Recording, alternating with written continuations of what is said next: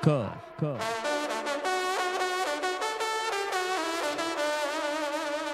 à corps. La pénurie de médicaments devient insupportable. Ce sont les mots d'un syndicat de pharmaciens dans un communiqué de presse qui a été publié le vendredi 19 avril. L'Union des syndicats de pharmaciens d'officine, l'USPO, appelle à une journée de mobilisation et une fermeture des officines pour le 30 mai prochain, dans un mois. Elle déposera un préavis de grève afin de protester contre les risques qui pèsent sur la profession. Je la cite toujours dans son communiqué. Les menaces de dérégulation se concrétisent, les difficultés économiques s'intensifient, les pénuries de médicaments ne s'améliorent pas, voire elle se détériore. Voilà ce que dit donc cette union des syndicats de pharmaciens. Et un peu plus loin, les pharmacies, le gouvernement doit accélérer pour renforcer la transparence des données et obliger les laboratoires à libérer les stocks de médicaments. On comprend donc que les laboratoires retiennent les stocks de médicaments. Demandent toujours les syndicats. Ils affirment que les patients n'ont pas accès à leur traitement et que les pharmaciens passent près de 12 heures par semaine en moyenne pour trouver des solutions alternatives. Alors que se passe-t-il ? On a du mal à comprendre. En France, un pays du système de santé tant vanté, pourquoi ces médicaments, et même des médicaments des plus basiques, ne sont-ils plus trouvables en pharmacie ? Comment finalement fonctionne le système de santé dans le monde et en France en particulier? C'est pour mieux comprendre tout cela que j'ai invité nos deux invités, Corinne Lalo et François Pessy. Bonjour Corinne Lalo. Bonjour. Et merci beaucoup d'être avec nous en direct. Vous êtes journaliste d'investigation, grand reporter, spécialiste des questions d'environnement de santé. Vous avez travaillé notamment sur des grands scandales de santé publique, le sang contaminé, le vaccin contre l'hépatite B, la grippe H1N1, le Mediator. Vous êtes auteur du livre noir du médicament aux éditions Plomb et puis plus récemment Le grand désordre hormonal, livre pour lequel d'ailleurs on vous recevra, qui nous empoisonne à notre insu. C'est aux éditions Cherche Midi. Puis vous êtes également journaliste dans le magazine Nexus que nous suivons et connaissons bien ici. Et puis François Pessy, bonjour. Bonjour. Merci d'être avec nous également. Vous êtes pharmacien, ancien directeur des ventes dans l'industrie pharmaceutique et aujourd'hui expert conseil indépendant pour une prise en charge médicamenteuse mieux sécurisée, plus pertinente et plus efficiente. Vous êtes auteur d'une centaine de chroniques Covid sur le journal François, que nous connaissons également, et co-auteur d'un ouvrage collectif, Un autre regard sur le Covid. Alors, justement, on veut cet autre regard, mais plus que sur le Covid uniquement, sur notre système de santé et ce qui se passe aujourd'hui et ce que la pénurie révèle. François Pessy, je crois, en plus vous êtes pharmacien, donc vous connaissez de près ce problème. Comment vous expliquez d'abord cette pénurie ? Alors écoutez, je vais m'appuyer sur le rapport de Valérie Rabault à l'occasion d'un projet de loi qui a été d'ailleurs adopté à l'Assemblée nationale très récemment. Récemment, c'était en février, le 29 février 2024. Et qui notait, effectivement, ces pénuries, ça existe. Les ruptures de stock, les tensions d'approvisionnement ont été multipliées par plus de 10 en 10 ans. Et pour donner un deuxième chiffre, en 2023, ces ruptures ont augmenté de plus de 30% par rapport à 2022. Bon. Alors, ces ruptures de stock font que certains patients n'ont pas et ne peuvent pas prendre les traitements qui leur ont été prescrits. Et il faut savoir, et c'est ce que rappelle le rapport de Valérie Rabault, que dans le préambule de la Constitution de 1946, il était stipulé que la nation garantisse à toutes et à tous la protection de la santé. Et donc, le rapport dit que clairement, les pénuries actuelles des médicaments entravent l'effectivité de ce droit. Alors oui, il y a des pertes de chance, il y a des instaurations de traitements qui sont retardées, mais notamment ce sont les associations de patients et d'usagers qui portent ce sujet de la pénurie, mais il faut savoir qu'il y a plus grave que la pénurie. Il y a l'erreur médicamenteuse et le mésusage des médicaments qui tuent vraisemblablement 100 fois plus que les pénuries de médicaments. Et parmi les est-ce que ruptures... c'est le même problème ? Alors, c'est un peu le même problème parce que, par exemple, l'erreur médicamenteuse la plus fréquente, lorsque le médecin n'a pas pris la précaution de faire l'inventaire de tous les médicaments que prend son patient, et des fois, il y en a qui sont cachés parce qu'il y a du nomadisme médical. Un patient peut être suivi par un médecin généraliste, un cardiologue, un neurologue, un psychiatre, etc., un rhumatologue. Et donc, s'il n'a pas pris la peine de faire ce qu'on appelle la conciliation médicamenteuse avant toute nouvelle prescription, y compris le renouvellement d'un traitement chez un patient qu'il connaît, eh bien, on s'expose à des erreurs médicamenteuses. Et la plus fréquente dans ce cas de figure, c'est l'omission de traitement. Donc, ça revient au même qu'une rupture de stock.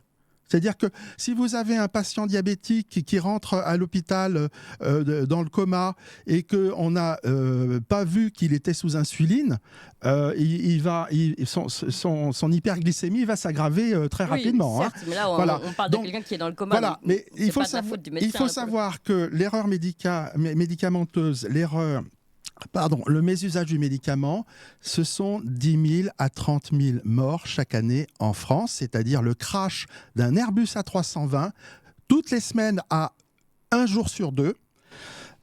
Et c'est une mortalité 3 à 10 fois supérieure à la route. Voilà. Alors, ce que je voulais indiquer... Oui, mais la personne qui entre dans le coma à l'hôpital, elle est déjà accidentée. On tente de la sauver. On n'est pas au courant de tout. On ne peut pas accuser... Non, mais elle rentre dans le coma à cause d'une hyperglycémie très importante. Ça va aggraver si on ne voit pas tout de suite qu'elle est sous insuline. Voilà. Et ça arrive tous les jours. C'est un exemple parmi d'autres. Voilà, alors ensuite, ce qui est intéressant dans le rapport à l'Assemblée nationale, c'est qu'il donne 2 pistes pour expliquer comment on en est arrivé là. La capacité industrielle insuffisante et la vulnérabilité des chaînes de production ne permettent pas de couvrir toute la demande mondiale. Je ne suis pas très d'accord avec ça parce que pour les innovations ou prétendues innovations, il n'y a pas de problème de rupture. Il faut bien le comprendre. L'ANSM, donc l'Agence nationale de sécurité du médicament, a diagnostiqué 3 principaux motifs de rupture documentés. L'insuffisance de capacité de production, dans 27% des cas. L'augmentation des volumes de vente dans 20% des cas, sauf que 2 pages plus loin, on apprend que la consommation de médicaments en France a baissé de 16% entre 2004 et 2019. Donc, je ne vois pas très bien. Oui. Bon, faut regarder la cohérence de ce qu'on trouve dans ces rapports. Ensuite, le 3e point qui est plus sensible quand même, c'est le défaut d'approvisionnement en principe actif. D'ailleurs, j'ai quelques chiffres à vous donner. Attendez, expliquez-nous ce que c'est que... Alors, les principes actifs, ce sont les molécules qui rentrent dans les médicaments. Et donc, le problème, c'est que aujourd'hui, moins de 25% des principes actifs sont produits dans l'Union européenne et que 60 à 80% des génériques et des principes actifs sont produits, fabriqués sur la zone asiatique, quoi, donc la Chine, l'Inde. Exactement. Ensuite, d'ailleurs, on vous dit... à ce sujet, petite parenthèse, mais on a l'entreprise française Biogarant, ou Biogaronne, je ne sais pas comment on prononce. Qui pleure en ce moment. Parce qui risque d'être délocalisée en Inde, justement, qui est la source de la production d'un médicament sur 6 en France. Ils perdent de l'argent quand ils vendent des médicaments, figurez-vous. Biogarant, on va pleurer. Ça appartient à Servier. C'est Servier, oui, tout à fait. C'est la branche générique de Servier. Il faut rappeler ici, je crois, que le chiffre d'affaires en médicaments 2022 en France, c'est 32,1 milliards d'euros. 32,1 milliards d'euros. Alors, dans les causes de ces pénuries, parce que c'est au pluriel évidemment, il y avait 309 médicaments sur la liste de la NSM hier. Hein. Et donc, ce que dit le rapport de l'Assemblée nationale, mais qui est également acté dans le rapport très volumineux, plus de 1000 pages, de la commission d'enquête sénatoriale, avec Sonia de la Provoté et Laurence Cohen, hein, comme moteur de cette commission. Et donc, ce qui est dit, c'est les règles de il y a une éviction progressive des médicaments matures du marché. Ils sortent du marché. Et je le dirai après. Alors, mature, je donnerai un exemple. Les vieux les médicaments. vieux médicaments. Je vous donnerai un exemple. Ils sont donc passés dans le générique ou pas? Enfin, 50 ans. Alors, ils sont. Alors, je vais vous donner juste après, mais je termine sur ce. Après, on va donner la parole à Corinne Lano. Oui. Alors, éviction progressive des médicaments matures du marché en raison de règles de détermination qui induisent une forte rentabilité des produits innovants. Alors, innovant, attention, ça veut dire nouveau, ça ne veut pas dire qu'il y a un progrès. Il faut bien avoir du discernement dans ce domaine-là, au détriment des matures. Alors, je vais vous donner l'exemple de là, tout est dit, non? La chlorthalidone. Non, mais c'est bien d'avoir des exemples concrets. Et donc, la chlorthalidone, c'est un diurétique thiazidique apparenté de la firme Novartis qui a été mis sur le marché français en 1977. Et en 2004, une revue généralisée a permis de montrer, à partir notamment de 4 grands essais cliniques bien conduits, que la chlorthalidone faisait mieux sur des résultats de morbimortalité chez les patients hypertendus que l'amlodipine, qui est le chef de file des inhibiteurs calciques, et que l'isonoprile, donc, attendez, pour simplifier, parce que tout le monde ne comprend pas tous les noms, inhibiteur de l'enzyme de conversion. On a un vieux médicament qui fonctionne très bien. Et ce médicament, donc, qui en 2004 était perçu par la communauté scientifique médicale comme le meilleur pour traiter l'hypertension, il avait déjà été arrêté en 2001, 3 ans auparavant. Et à l'époque, il ne coûtait que 9 €, moins de 9 € de coût de traitement annuel. Ah oui. Voilà. Novartis s'en est débarrassé. Pour quelle raison? Parce qu'il ne lui rapportait pas suffisamment d'argent. Voilà. C'est très dommageable. Hein. Alors, on fait une pause là-dessus, mais on comprend bien, élément de rentabilité, là, ce que vous avez lu de ce rapport sénatorial, qui en général fait quand même du bon travail. Malheureusement, ce n'est pas suivi d'actes, mais donc c'est ces médicaments matures qui sont éjectés en raison de règles de rentabilité. Ouais. Alors, Corinne Lalo, justement, vous avez beaucoup aussi travaillé là-dessus, sur ces règles de rentabilité, sur ce marché mondial du médicament. Vous êtes d'accord sur ce constat? Ah oui, tout à fait. Et même, on peut préciser que, en fait, cette pénurie, elle vient du fait qu'il y a toujours un problème entre l'offre et la demande. C'est basique. Donc, c'est basique. Oui, mais sauf que là, il y a une demande sur ces médicaments simples et efficaces. Il y a beaucoup de demandes, mais qui fabrique l'offre? D'abord, la demande, elle a augmenté. Alors, peut-être pas, comme le dit le rapport sur les noms des médicaments, mais en tout cas en quantité et en prix, en tout cas en coût. Alors là, ça a explosé pour la sécurité sociale. Mais c'est pas ça le problème. Bon, si on résume, les médicaments, ils sont fabriqués où et consommés où? Alors nous, on les consomme, mais on les fabrique plus. Oui. On les fabriquait avant, mais on les fabrique plus. Alors qui les fabrique? Depuis quand on les fabrique plus? Alors ça fait à peu près en 20 ans. En 20 ans. Oui. Hein, c'est assez récent finalement. Oui, 20-30 ans. On fabriquait, en gros, en Europe, 80% des médicaments qu'on consommait et on importait 20%. D'accord. Ça s'est inversé. On ne fabrique plus que 20% et donc on importe 80%.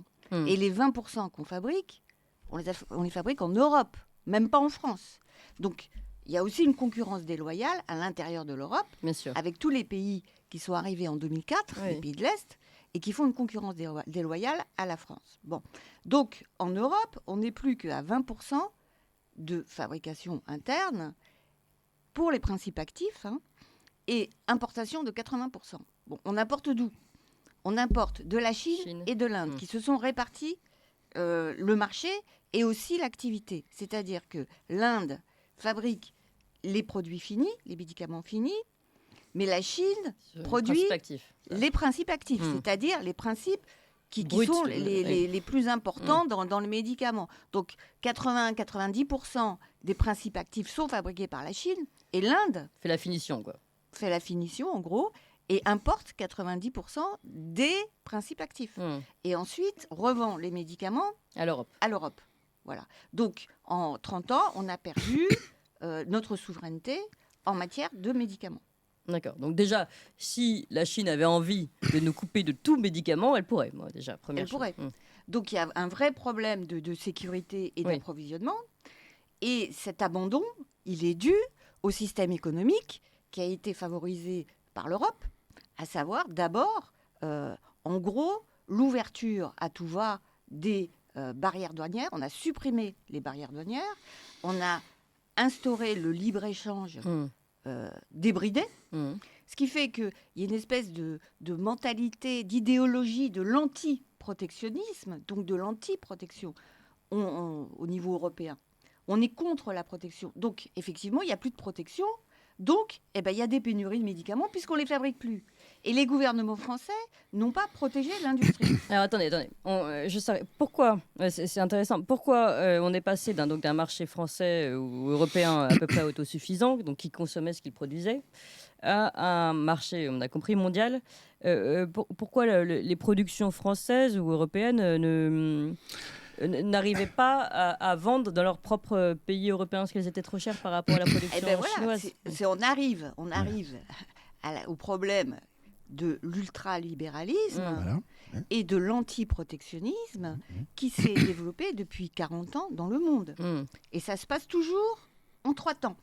C'est-à-dire, vous avez une industrie en France, n'importe laquelle, ça peut être les voitures, les textiles, tout ce que vous voulez, l'électroménager, l'électronique, peu importe. Bon, vous avez des protections douanières qui permettent, justement parce que vous avez des protections sociales, vous avez des salariés bien payés et vous avez du droit humain, vous avez des droits. Bon, et bien donc ces droits, il faut les protéger. Parce que si vous les mettez en concurrence avec un pays comme la Chine qui s'avoue être une dictature et qui revendique le fait d'être une dictature et qui fait que les travailleurs n'ont pas de droits, ils sont réduits à l'état d'esclaves. Donc, vous fabriquez un produit qui est pas cher avec des esclaves et vous l'importez dans une zone économique qui, elle, est protégée. Du coup, si vous supprimez les barrières douanières, vous mettez en concurrence vos propres producteurs. Alors là, c'est le deuxième temps, ils font faillite. Ou alors ils délocalisent ou ils font faillite. Et après, s'ils font faillite, eh bien, vous n'avez plus que les importations qui ont à ce moment-là un statut de monopole. Et quand ils ont un statut de monopole, ils font ce qu'ils veulent et ils peuvent. Ils imposent leur loi, donc leur prix. Leur prix, leur loi et leur pénurie. Alors, si je peux rajouter un petit quelque chose et un autre angle du prisme. J'ai parlé de moins de 9 € pour le coût de traitement d'un antihypertenseur qui fonctionnait bien. Sachez que les anticancéreux actuellement, c'est du 200 000 € de coût de traitement annuel pour des bénéfices qui sont très, très, très marginaux. Parce que ça ne profite qu'à une toute petite fraction des patients qui sont, légitimes au traitement. Alors, en gros, on l'a dit là, on était en train ça. de le dire là, il y a un instant, des règles, il n'y en a pas. Big Pharma impose ses prix. Les ATU, c'est l'industriel qui dit je veux tant. Mais alors justement, je voudrais voir qui est Big Pharma là. Si on continue l'histoire, on a des laboratoires, enfin nous donc a priori ils se sont délocalisés plutôt que fermés. On ne produit pas de nouveaux médicaments en France, ou très peu. Sanofi y a très peu. La recherche de des labos françaises est catastrophique, je dirais. Bon, il n'y a pas grand-chose qui sort. Mais il n'y a plus. De toute façon, il y a plus. Ceux qui mettent des nouvelles molécules sur le marché, c'est les Américains, les Anglais, les Suédois, les Suisses, si vous voulez. Parce que tout à l'heure, on disait qu'ils voilà, leur loi, nous, donc leur pénurie. on est has-been, hein, Oui, au niveau de l'industrie pharmaceutique. Qui profite de la pénurie qui est derrière et comment ça fonctionne? Pourquoi une pénurie peut être volontaire? Comme le disent les deux rapports au Sénat et à l'Assemblée nationale, on délaisse, les industriels délaissent, sont prêts à ne plus produire et même à faire des arrêts de commercialisation. L'arrêt de commercialisation, c'est pire que la rupture de stock. Parce que c'est un arrêt, c'est une rupture de stock illimitée. Hein. Donc, ils organisent, oui, bien sûr. Ils tranchent, ils arbitrent. Ils disent, non, ces médicaments ne nous rapportent que des clopinettes. On en veut, on les délaisse. Voilà. Ils s'en fichent. Et l'État n'est pas suffisamment ferme dans les sanctions qu'il donne. Mais comment il peut être ferme avec des financiers, finalement, et des laboratoires? Alors, voilà. En fait, c'est ça. C'est les laboratoires pharmaceutiques qui dirigent. Ce sont les financiers. Ce sont des financiers... des purs financiers dans la pharma. C'est des purs financiers qui sont aux commandes. C'est eux qui décident. Des purs ou des pires? Les pires. C'est une industrie qui s'en met énormément dans les poches. C'est une des principales en termes de profit. Et voilà, il n'y a aucune éthique. Il faut expliquer qui fixe les prix des médicaments. Expliquez-nous. Parce qu'il y a les médicaments qui sont remboursés par la sécurité sociale et ceux qui ne sont pas remboursés. Oui. Bon, ceux qui ne sont pas remboursés, les prix sont libres. Mais ceux Donc, qui sont les prix des labos. Des labos, et puis ce que le consommateur accepte de payer. Ça, c'est pas régulé. En revanche, quand c'est la sécurité sociale qui rembourse... C'est elle qui négocie. C'est pas la sécurité sociale qui négocie, c'est un comité qui s'appelle le CEPS, Comité économique des produits de santé. C'est un comité où il y a plusieurs ministères et principalement, il faut le dire, le ministère de l'Industrie. Il n'y a pas que le ministère de la Santé. Ce qui fait que le gouvernement, quelquefois, il se défausse de faire une vraie politique industrielle en disant la sécurité sociale, plutôt que de soutenir moi, mon industrie, même des médicaments, plutôt que de la soutenir officiellement, je vais faire semblant de rien faire et puis je vais faire rembourser par la sécurité sociale. Donc c'est la sécurité sociale qui va servir de vache à lait.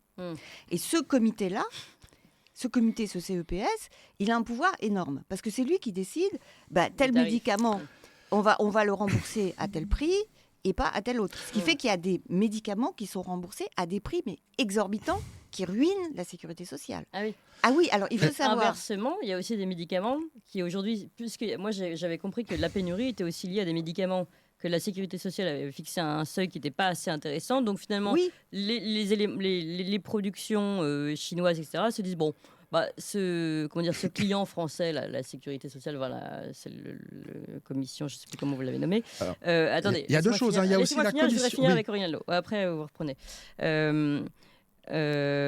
Du coup, elle négocie des médicaments parfois à la baisse aussi, parce que c'est quand même un gros client français. Mais le livreur finalement n'est pas intéressé pour vendre en France, puisque finalement ses prix sont baissés, donc elle préfère vendre au plus venant.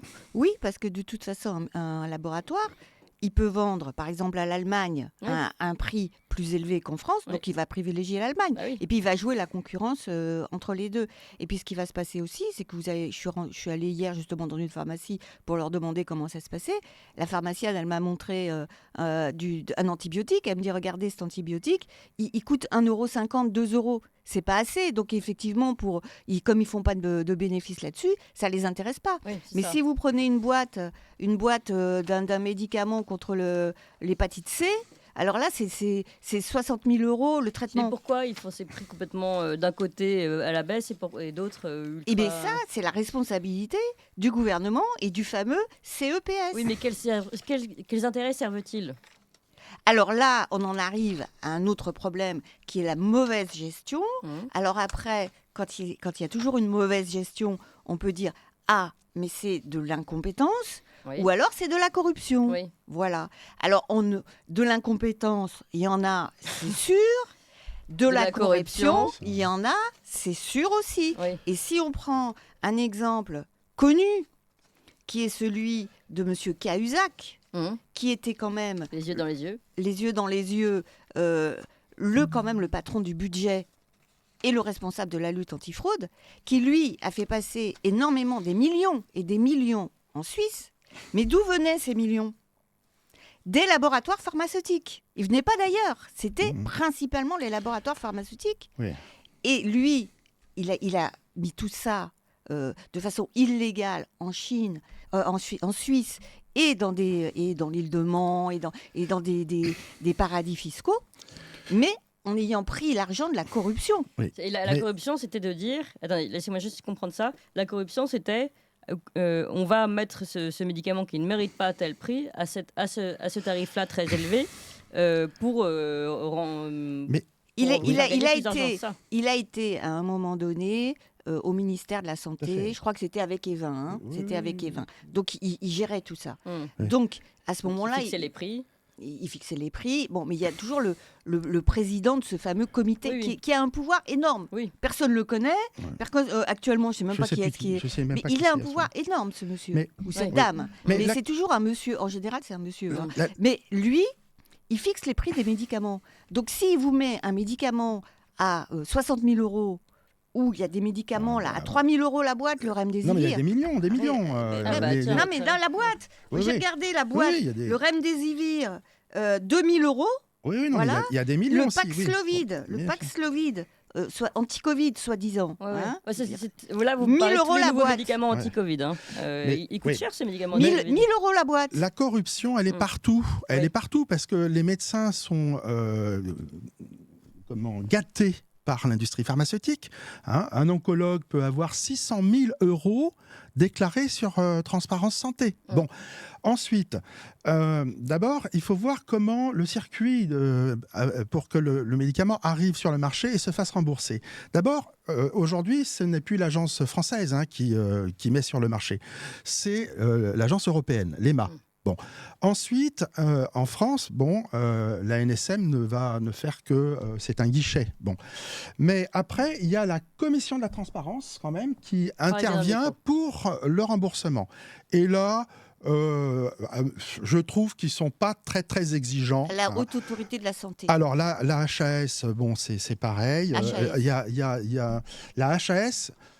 Tolère encore les invitations dans les congrès et les invitations au restaurant des médecins. Ça n'est pas pour elle un conflit d'intérêts sévère. Un stylo peut faire augmenter les prescriptions aux États-Unis d'un médecin donné par l'industrie. Alors, s'il n'y avait que le stylo, franchement, oui. on Alors, serait bien. Hein. Il y avait eu aussi des problèmes de corruption à la HAS à un moment donné. Je crois qu'on n'a plus beaucoup de temps. Il y a des propositions qui sont intéressantes au niveau de la commission d'enquête du Sénat. Il faut savoir que le projet de loi va passer après au Sénat, qui risque d'y avoir des amendements. Et donc, notamment, Laurence Cohen... Parlez bien toujours dans le micro. Oui, bien sûr. Ce qu'elle dit, c'est qu'il serait bien d'utiliser les compétences et l'expérience de l'Agence générale des équipements et des produits de santé, l'AGEPS. En fait, c'est l'ancienne pharmacie centrale des hôpitaux. J'ai travaillé 2 ans à la pharmacie centrale des hôpitaux, qui avait un outil de production pour faire des génériques à leur sauce. Hein. Et que pour pallier donc aux ruptures sur certains médicaments, qu'on confie la production à l'AGEPS, elle est à Nanterre. Hein, il y a plein de solutions. C'est il y a un plein de établissement. solutions. Si on veut vraiment régler le C'est un problème, il y a plein de établissement solutions. de production. Mais Hein. ouais. Ensuite, il propose d'aller au-delà de ça, notamment si c'est vraiment urgent, en mettant des licences d'office et en réquisitionnant les industriels pour produire les médicaments qu'ils ne veulent pas mettre sur le marché. Et à terme, la production publique du médicament en France, et même peut-être au niveau européen. Voilà. Et donc, à mon avis, alors, moi, je proposerais... Je proposerais la souveraineté, finalement. Dans les sanctions, oui. Dans les sanctions, moi, je proposerais, en plus de toucher au porte-monnaie des industriels, et d'y toucher beaucoup plus fortement que c'est le cas aujourd'hui, parce que il y a eu seulement 8, je crois, sanctions prononcées par la directrice générale de la NSM en 2023. Donc, c'est ridicule. Et donc, pourquoi pas imposer une réduction du brevet en temps. C'est-à-dire de ramener, comme sanction, s'ils ne produisent plus de l'amoxicilline ou du paracétamol, eh bien, on réduit la durée de protection du brevet de façon à ce que ça tombe dans les génériques plus vite, ça tombe dans les génériques plus vite. Il y a plein de solutions. Si le gouvernement veut vraiment être ferme, il y a plein de solutions. Il n'y a pas de volonté politique face à Big Pharma. Voilà. C'est la volonté qui manque. Voilà, les politiques sont dans le déni total. Les médicaments sauvent des vies, les médicaments sont utiles, etc. Et ils ne voient pas du tout les autres côtés, l'erreur médicamenteuse, le mésusage des médicaments. Et la surconsommation. Le choix par les médecins de prescription beaucoup plus onéreuse alors qu'ils avaient des produits aussi efficaces et aussi bien tolérés. On a des médicaments, des molécules efficaces et pas chères, et on préfère aujourd'hui se pencher vers des médicaments nouveaux, là, comme innovants. C'est un sacrifice fait par les industriels. Qui sont beaucoup moins efficaces, voire dangereux. Là, on arrive sur la crise Covid. Aussi, oui. Oui, vous prenez par exemple les antiviraux qui ont été promus par le gouvernement, Paxlovid, 1 000 € la boîte, alors que l'hydroxychloroquine, c'était quoi, 3 € la boîte? Oui, voilà. Puis les vaccins. Remdesivir, pareil, 2 000 €, alors que même l'ivermectine, je ne sais pas combien, c'est pas très cher non plus. Hein. Oui. Donc, c'est pas normal que le gouvernement ait accepté de commercialiser et même obligé et même acheter lui-même tous ces produits. Et empêcher les autres molécules. Et en plus, fait la guerre aux autres. Donc là, on voit bien où se place le gouvernement. Alors, il y a un gros problème d'évaluation. Et on va donner le mot de la fin à Corinne Lalo. Ce que je voudrais quand même... Tout ça est lié à quoi? C'est lié aussi à un autre problème, qui est le problème de la non-séparation du public et du privé. Oui. Il y a une capture des intérêts publics par le privé. Et cette capture fait que les décisions publiques ne sont plus autonomes. Et donc, les gouvernants, ceux qui sont supposés nous défendre, nous, les consommateurs, finalement, eh bien, ils ne le font pas et ils favorisent les intérêts privés. C'est malheureusement ce qui se passe avec le prix du médicament qui, en plus, entraîne la pénurie de médicaments et tout ça aussi dû aux oligopoles et aux monopoles. Ce qui fait qu'au départ, c'était censé être le libre-échange. On est arrivé maintenant au fait qu'on est dans des situations de monopole. Vous voyez, le libre-échange, finalement, débridé et non régulé, a donné naissance à des situations de monopole où il y a des trusts qui monopolisent tout le marché. Bien sûr. Et tous les petits producteurs ont été évincés avec la complicité des politiques. C'est ça le problème, parce que c'était au gouvernement de protéger les petits producteurs. Oui, et c'est ce qui se passe aussi. La bénédiction des politiques qui ont ouvert les frontières. Voilà, on a la même frontières. chose avec les logiciels. On a perdu la souveraineté pour exiger des éditeurs de logiciels, médecins, pharmaciens, infirmiers. On ne peut plus faire de progrès dans la lutte contre la iatrogénie médicamenteuse parce que on a accordé à la société Philips France et au SNITEM, qui est le lobby des dispositifs médicaux, qui ont fait un litige contre le Premier ministre de l'époque, qui était François... comment s'appelait-il ? Ensuite, le Premier ministre François, qui a eu ses problèmes avec son épouse aussi, qui était employée à l'Assemblée nationale. Enfin bon, peu importe. Fillon. Et Roselyne Bachelot, qui ont perdu, donc le Premier ministre et la ministre de la Santé de l'époque ont perdu contre Philips et le SNITEM au motif qu'il ne fallait pas faire obstacle à l'accès au marché pour les logiciels. Voilà. C'est dégueulasse. Et donc l'Union européenne a préféré à la santé des Européennes et des Européens l'accès libre pour les industriels. Il faut dire un mot, effectivement. Voilà. C'est un scandale. C'est un scandale qui est méconnu. Le mot de la fin pour Corinne Lalo, pour conclure. Il faut dire un mot quand même sur la responsabilité de la Commission européenne. Voilà. Alors non seulement les gouvernants français n'ont pas protégé les Français, mais en plus de ça, la Commission européenne si on se rappelle dans l'affaire Covid, ils ont négocié directement, Madame Ursula von der Leyen a négocié directement par SMS avec le PDG de Pfizer. Qui était un ami, un collègue de son mari. Voilà, donc là aussi, on est dans les affaires de corruption. Et Elle a négocié directement les milliards, et là encore, c'est notre argent de contribuables, qui ont été dilapidés par cette dame, et on n'a toujours pas... Qui ont tué ces vaccins, parce que des chercheurs américains ont montré qu'il y a eu 14 fois plus de morts que de personnes sauvées par le vaccin ARN messager. Et du point de vue de la démocratie, il n'y a aucune transparence, il y a une opacité totale, on n'a toujours pas les contrats qui ont été signés par l'Europe, et on n'a toujours pas les SMS de Madame von der Leyen sur la négociation du prix des vaccins. Corinne Lalo, pour finir, à l'époque, vous êtes journaliste d'investigation sur le sujet de la santé depuis bien longtemps. Oui. À l'époque, on vous entendait, vous faisiez des reportages, etc. C'était facile encore quand même Enfin, facile, je ne dis pas que c'était facile, mais vous pouviez faire entendre ce son de cloche. Aujourd'hui, si vous faites les mêmes enquêtes, vous êtes complotiste. Alors voilà, il y a un problème, c'est qu'actuellement... dénoncer un scandale, ça s'appelle être complotiste. Voilà. Donc moi, j'avais traité à l'époque... Vous avez changé de statut. Voilà. Donc, avant, vous étiez grand reporter, journaliste d'investigation. Aujourd'hui, vous êtes complotiste. Je ne sais pas si... Mais ça peut devenir un compliment, finalement. Moi, j'avais traité l'affaire du sang contaminé. Dans l'affaire du sang contaminé, on avait vu que les ministres, ils n'avaient pas de fusibles. Donc, ils ont été obligés de rendre des comptes. Donc, ils ont compris le truc. Donc, ils ont créé toutes ces agences pseudo-indépendantes, parce qu'elles ne sont pas du tout indépendantes. L'agence du médicament, tout ça. Bon, et après, ça s'est exporté à l'Europe. Donc, c'est encore pire. C'est encore pire, parce que qui sait ce qui se passe à l'Agence européenne du médicament? Personne. Allez, beaucoup de choses à dire. On l'a compris. Merci beaucoup, Corinne Lalo. Je vais rappeler vos 2 livres. Livre noir du médicament aux éditions Plomb, Le grand désordre hormonal, ce qui vous empoisonne à votre insu aux éditions Cherche Midi. On vous recevra pour ce livre François Pesty, vos 100 chroniques Covid sur François, et notamment cet ouvrage collectif. Un autre regard sur le Covid, c'est quelle maison d'édition? C'est 2001. 2001. Merci beaucoup à vous deux. On a